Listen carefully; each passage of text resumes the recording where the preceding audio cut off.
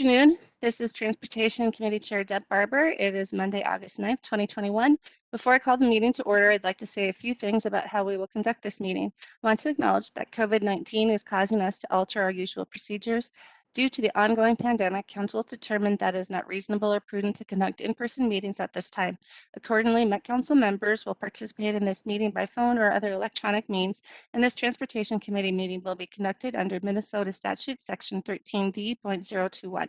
Because we are conducting the meeting electronically, all votes must be taken by roll call. Before we start the meeting, we need to establish whether there is a quorum. With that, Becky, can you call the roll, please? Chambliss. Here. Cummings. Ferguson. Fredson. Gonzalez. Here.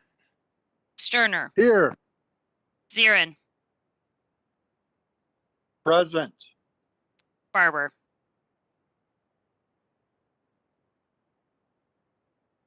Chair Barber, I think you're on mute. Thank you.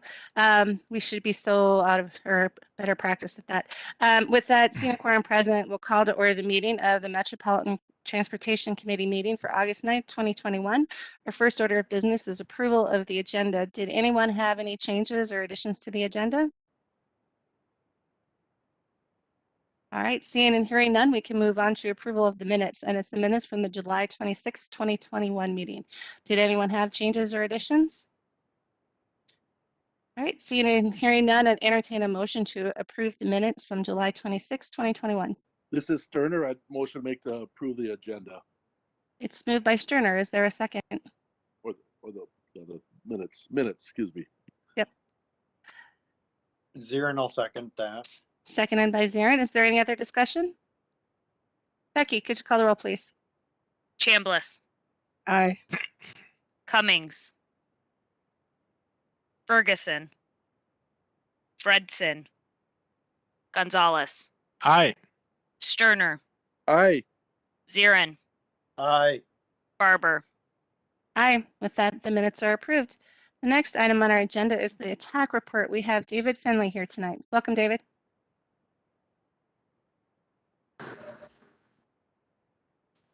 Good afternoon, Chair Barber and council members. Thank you for having me yet again.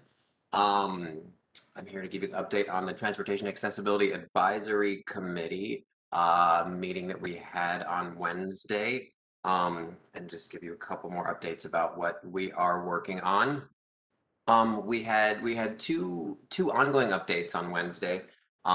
Two things that we've been providing feedback on pretty regularly. The first one being the Metropolitan Council's ADA transition plan. It's cruising along.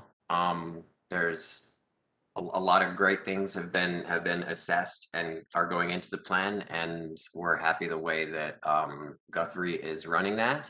We also had an update on the Better Bus Stops 5-year work program and regular bus stop design guide.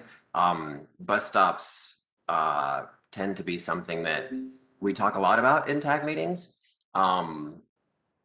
A lot of the times in winter with snow removal, but this time is with bus stop design. So there was a lot of great discussion on bus stop design and location as well. We did get we had our first department, I guess, introduction, if you want to call it that.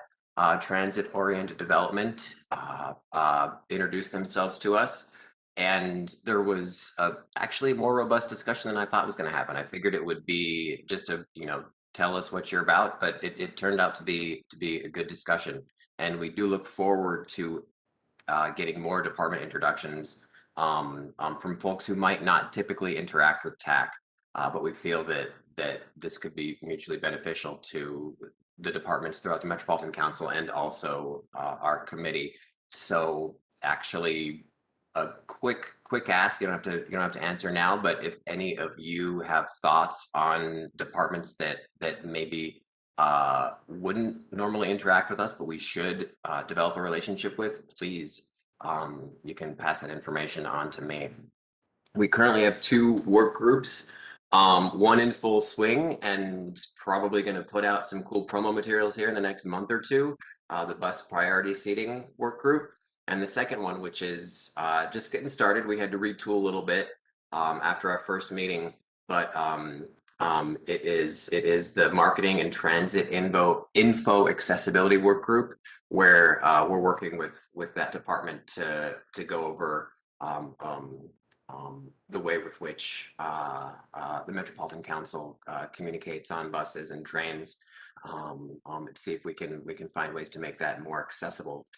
That is everything that I have. Quick and dirty. I'm happy to answer any questions. Thanks, David. Any questions from council members?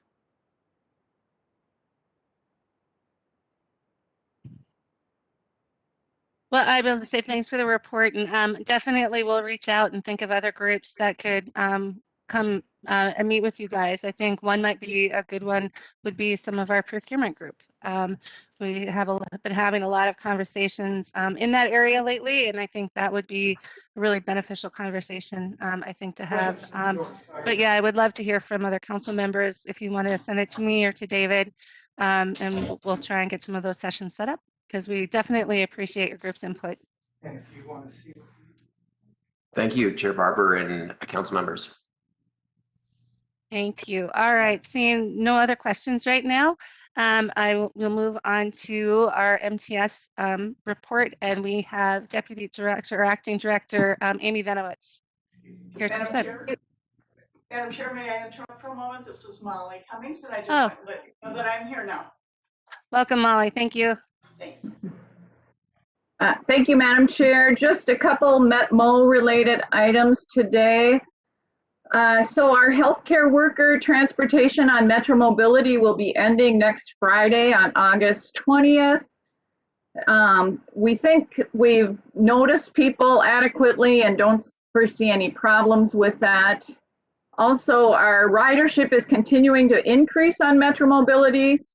And at the moment, we don't have capacity concerns, but we could see that potentially coming in the future.